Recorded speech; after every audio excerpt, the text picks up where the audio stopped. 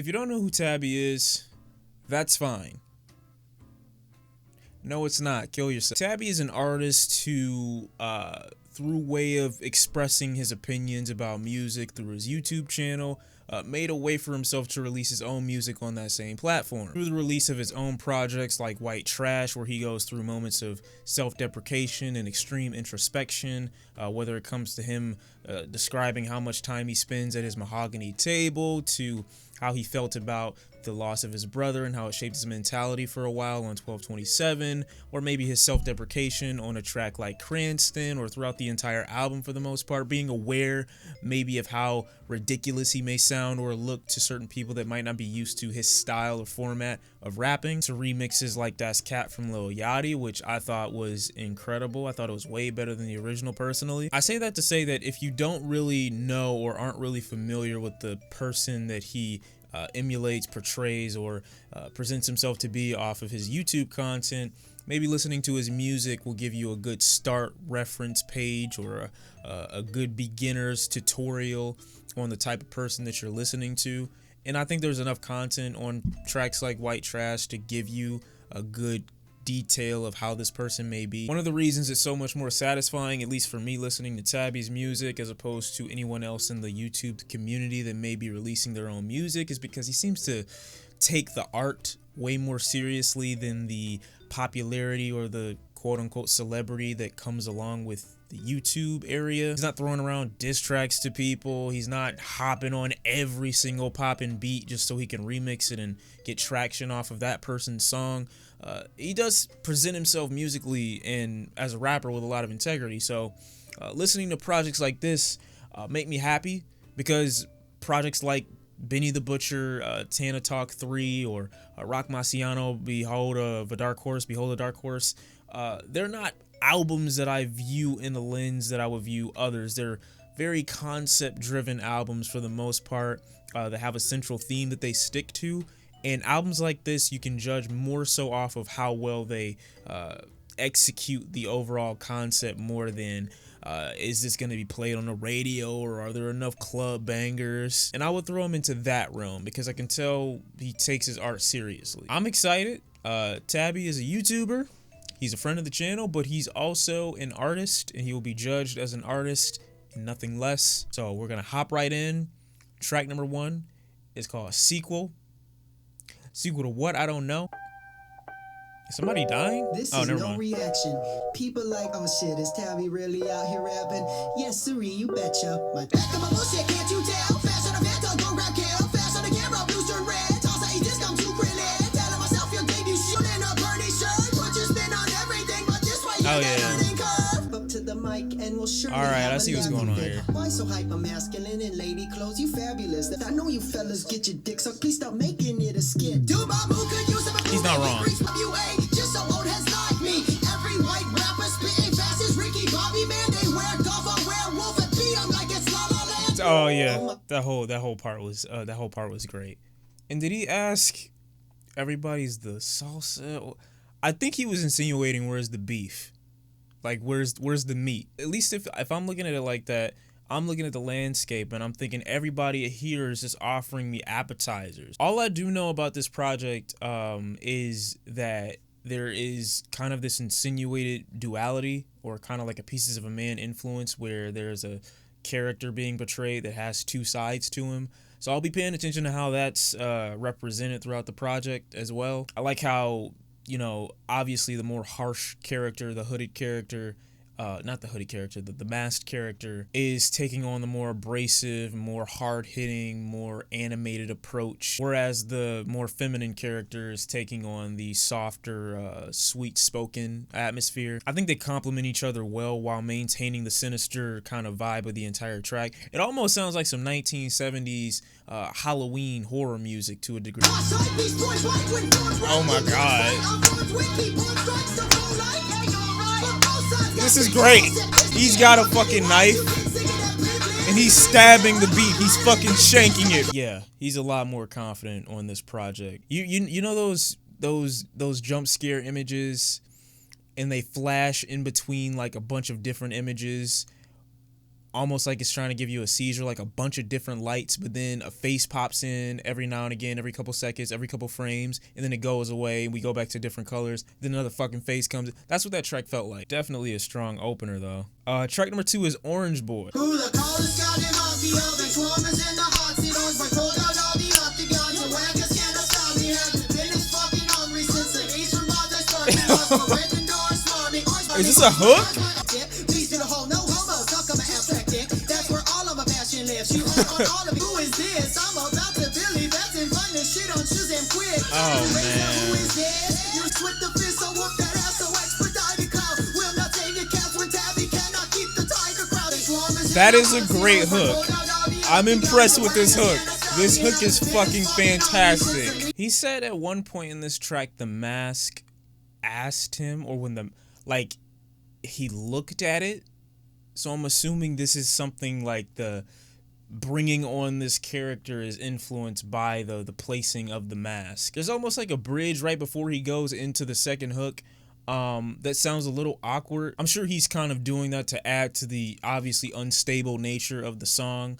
But I think it comes across more as if like he's got his finger in an electrical socket and he's getting electrocuted and his voice is just shaking along with the rest of his body. But overall production sounds really good. I like the track itself. I think the hook is great. It's easily replayable for me, which is rare when it comes to albums that are sitting within a concept or sitting within a theme so strongly. Track number 3 is Airmax 97.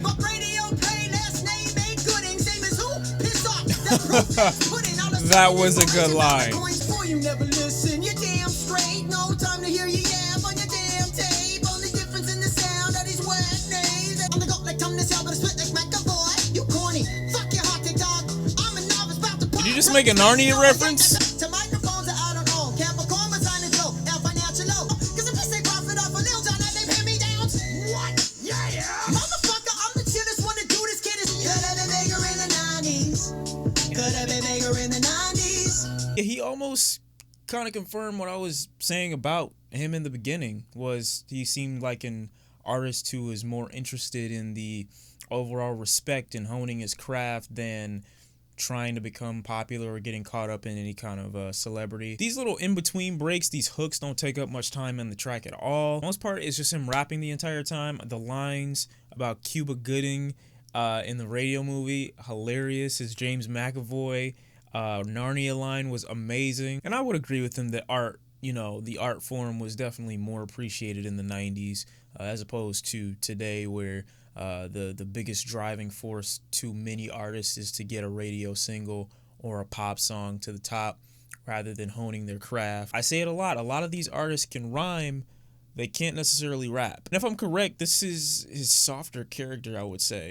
Track number 4, where is it? Happy Meal. What happened?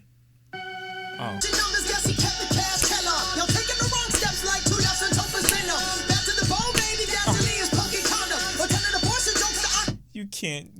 You dare reference Eric Foreman. Don't you dare. Sexually.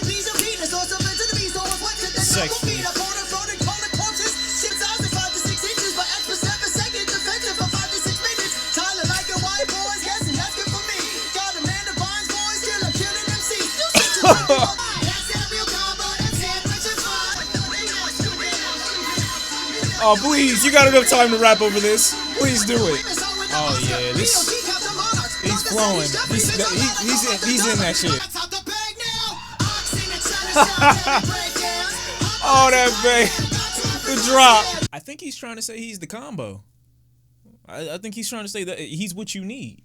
You don't necessarily need McDonald's, though. Track number 5 is Adam, which is his name. Also, I don't want to underestimate the power of the production so far because they've definitely helped him in terms of how animated he's allowed himself to be. To tackle tracks like this, you have to be extremely aware of how you're gonna sound over them and not just go in and do whatever the fuck you want. It's clear that he made these with the intention of giving a lot of energy to it, which when it comes to rap, you know, I would assume it's hard to remember to alter your sound, alter your voice, alter your delivery, alter your inflections, alter the volume at which you say what you say. I'm sure it's difficult, you know. And while it's probably not perfected yet, honing it, you can tell, like, if you listen to White Trash, it's better here than it was on that project. Nah, baby, I can't FaceTime. Got a lot on my plate right now. Then obey who don't look lonely and pose for the grand fame life.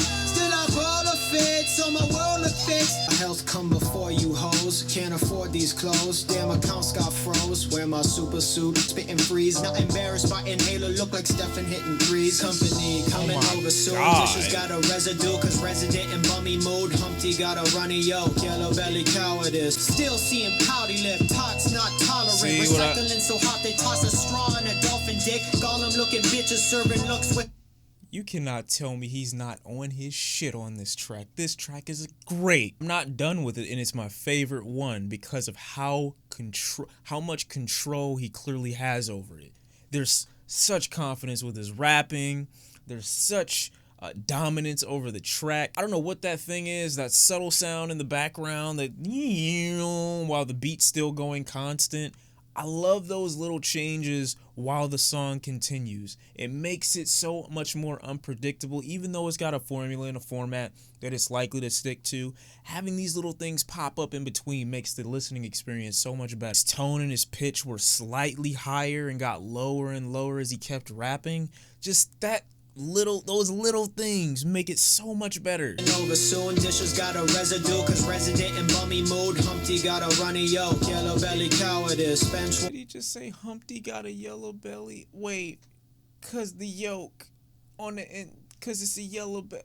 Oh, bitch. Gollum looking bitches serving looks with fedora tips. Call him on the tether that I'm sorry that I cannot get a grip on priority. Pick a few rhymes till Adidas lose stripes. Fuck a see in due time what a demon look like. Cause this devil man cries at his most animated man. Text my mom back, yeah, I wish you had a better kid. Yo, some hypocrites and I'll call your shit on your six like a Drake hotline. Sorry about the Peachfuzz, but needing the shade. Sorry about the Peachfuzz, but needing the shade. The shade. Oh, okay, I like that. Adam is the best track. I've been trying to think about it while it's been going on. He's kind of like an ex-Dark Brockhampton member to a degree, because some of these beats in the choices here remind me slightly of that production. Only thing that I had a real issue with Brockhampton with when it came to those beats sometimes were just the lack of consistently strong rapping, because there were so many members giving their own take. Here you got one guy controlling it, one dude that's able to give his take. I really like the point of this track too, if I'm to interpret it correctly, and all the shit that he's got on his plate. Also maintaining his identity, which is very much so obscured by this orange boy masked character, and needing to shave. Sorry for the Peachfuzz. Like, I've been meaning to take care of these things, but the Peachfuzz is the representation. The Peachfuzz is the evidence of me not paying attention to myself and me procrastinating. I've been meaning to get this shit done, but I just haven't done it. Track number 6, MASKOFF. Baby boy, it's been lit clean a long time. So this is his alter. Okay, this is his softer character, comforting his masked character.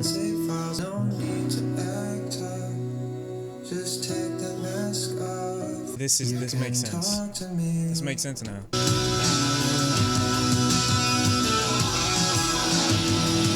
It's so victorious. Vocally created a stage for Orange Boy to take his mask off in front of a whole audience.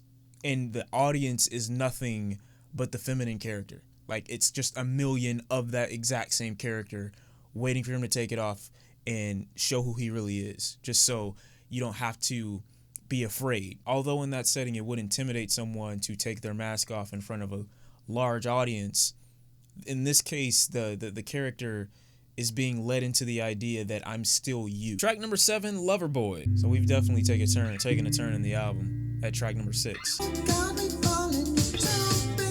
wasn't expecting that.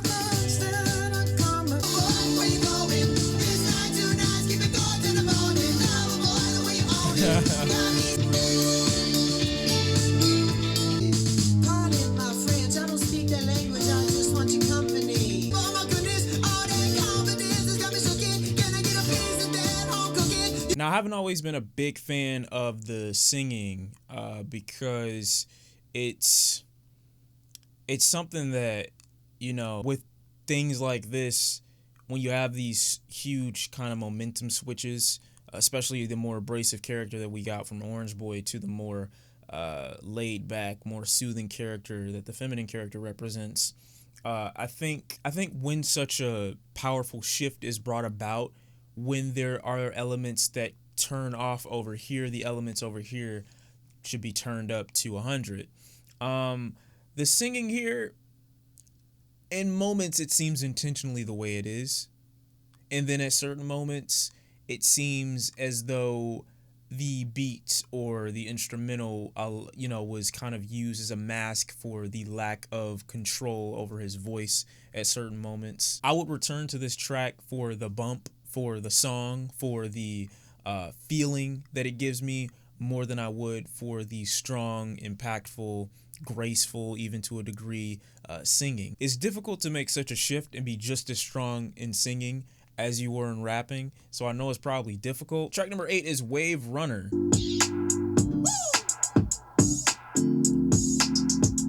I still like the soothy atmosphere of these, the other half of the beats though here. These waves running 700. Lot of face, they say something. Yeah, up to 3 a.m. I'm so bad at this. Yeah, this is where you at. You in the pocket right now. Gotta be honest, dog, we start for 6. So we feel like I'm closing the wrong season.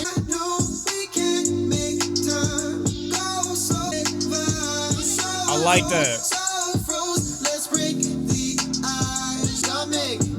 It doesn't seem like he's trying to sing. It's just he's just talking, and I like it. This track for me was a car ride that the beat and the artist give the momentum and the gas to. But I think the momentum in this track is solely from the way Tabby decided to rap over it, because he just keeps it going. It's even though there are breaks and moments in between where you need to listen to what he says, there is a constant motion going on here. And as I'm going through more of the album, he's referencing some of the things that the Mask character was also referencing earlier on in a more braggadocious way. He's referencing them in a more subtle, more appreciative way. So I'm assuming that character's role was to come out and say that he's the shit and he's the best, kind of as a way of compensating. Track number 9, Rosegold. Too old school to align the planet.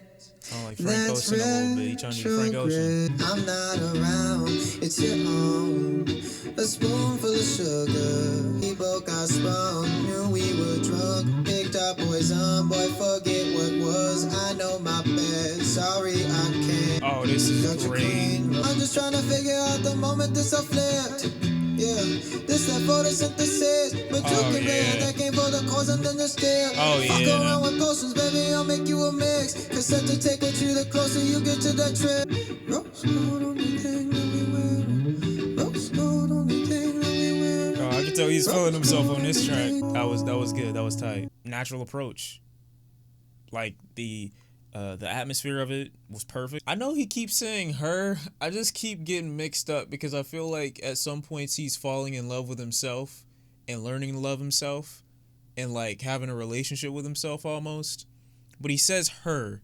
So I know that probably isn't the possibility. That isn't the thing. But it'd be dope as fuck if the hooded character, not the hood, the mask character, like falls in love with the person that reached out to him saying you can expose yourself to me, which essentially was him, and it's weird if I'm thinking about it that way. Track number 10 is South Dakota. I'm out of water. Fuck. She see I'm trying to hide, reason for these sunken eyes. Got no label but my bag's been as violet as a fox. Pretty boy in see-through clothing, wishing no one else would notice, but South Dakota, South Dakota, why the lambs don't add up, turn off CC, y'all just read for captions, can't rest in peace. That's nice too. And we got the final track on this album, or this tape, Sheesh. This tape is coming to a close. Do you mind if I do your thing real quick? Hell yeah. No more with these weak flows. Back up, get out of Kinko's. You'll top the trust. That is fucking amazing. But hey, I'm pop now. Make all that guys go bye-bye. Put on your shit, but why try? Won't even pirate.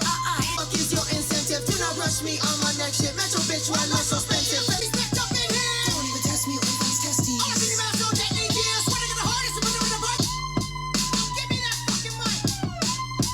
shit.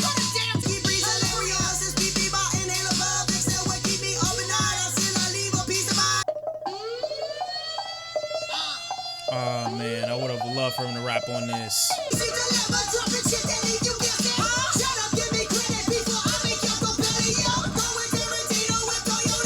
That was Tabby's Peachfuzz. There's not much for me to say, because the thing is, the overarching theme here, in my opinion, is the duality of a man, or the appreciation of oneself.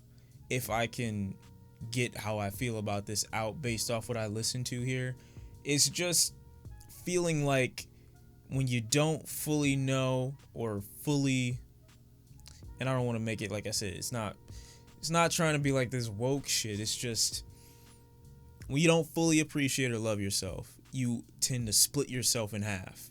Whoa, that sounded bad. And you ended up having these two characters that exist as a result of you not understanding yourself. So you kind of separate portions of yourself. You kind of I guess micromanage different parts of yourself, like this part needs to be here, this part needs to be here, as if it can't just exist as one person. And to some degree, the album is kind of like an understanding of that, like I can be this and this, and they exist in the same realm without having to be separate. I think one of the best things about this tape is just how much control Tabby seems to have over so many tracks and how dominant he seems to be. Clearly there are moments in this album where he shows a lack of experience as an artist, or just particularly as a singer, in certain pockets that he might be in. But for the most part, when it comes to rapping, he does not sound in the slightest amateurish. Rapping portion of this album is very dirty, very dark, very sinister, very unstable. Whereas the singing, more soothing part of this album is a lot more forgiving, a lot more comforting. It's like if you can imagine a mother having a demon child, and the demon child revolting and acting out in the first part, having these tantrums. Then by the second portion, the mom comes in the room and starts trying to calm him down, everything like that. That's how I feel about it. And also the Peachfuzz theme, in a way, in my opinion, is kind of like him saying there's a lot of shit that he's yet to accomplish, a lot of shit that he's yet to complete. And the idea of Peachfuzz is that, like, clearly I'm trying, clearly this hasn't developed into a extremely noticeable problem, but it's still some shit that I need to cut down. It's still some shit that I need to get off my chest.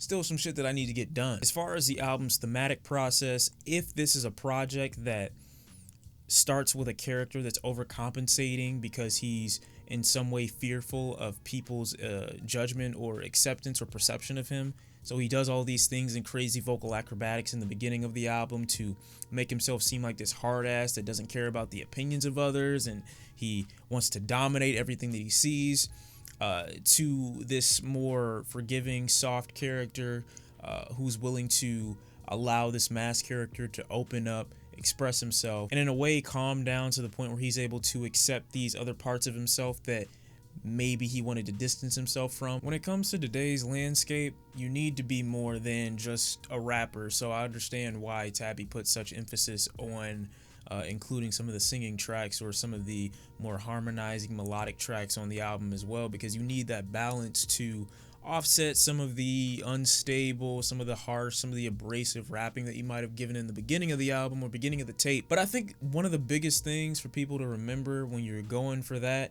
is kind of, if you're going to include it and it take up so much or such a large portion of the album or such a large portion of the tape, it needs to be just as strong. Like, mastery over craft is extremely difficult, so I'm not, knocking any of it. Like, the attempt, the fact that it's there in the first place is respectable and admirable, because it definitely isn't an easy decision to make, putting yourself out there, not knowing for sure if people are going to fully gravitate to it or take to it. But I think that mastery is what's going to make decisions like, should I make half of this album more melodic than the first half?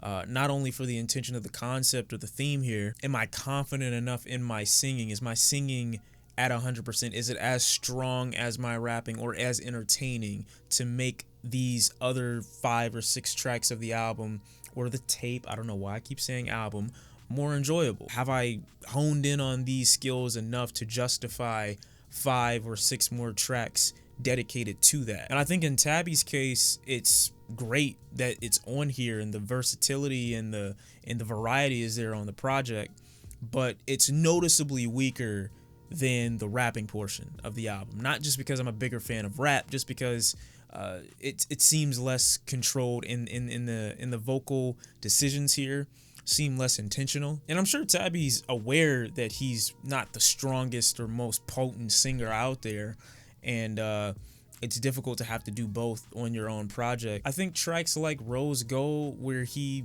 definitely hones in on his own voice and I guess literally pulls the hairs out of his natural, aesthetic that he's got going on that track. I think tracks like that work the best. Even if you weren't the most potent singer, I think those tracks work better for him because they kind of hone in on the most natural aspects of his voice rather than tracks like, I believe, track number 7. But honestly, like I said, for this to be an enjoyable project to this extent, even with some of the less powerful singing tracks on here, I think they still add to the overall theme of the project.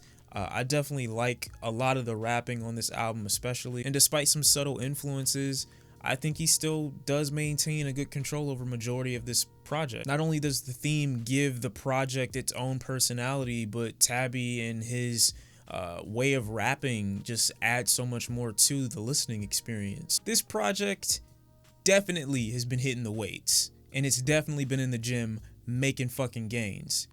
However, it's also been skipping leg day. Foundation for this album being 2 separate characters is great when it comes to Tabby and the bravado and the I'ma beat your ass, I'm compensating. That portion is great. Groundwork, what it needs to stand on, which in my opinion would be the singing, not as much, but still a very enjoyable project. Tabby, Peachfuzz, thank you for watching. Tabby, you did a great job. Please, if you like the album, go buy it. Go support this man. I want to see him do great things. I'm excited for the next one. I want to see him continue and progress and get better and grow stronger and best all these bitches in the rap game right now. I want to see him make it. Thank you all for watching. I'll see you next time. Tabby, you did your thing, and I'm out.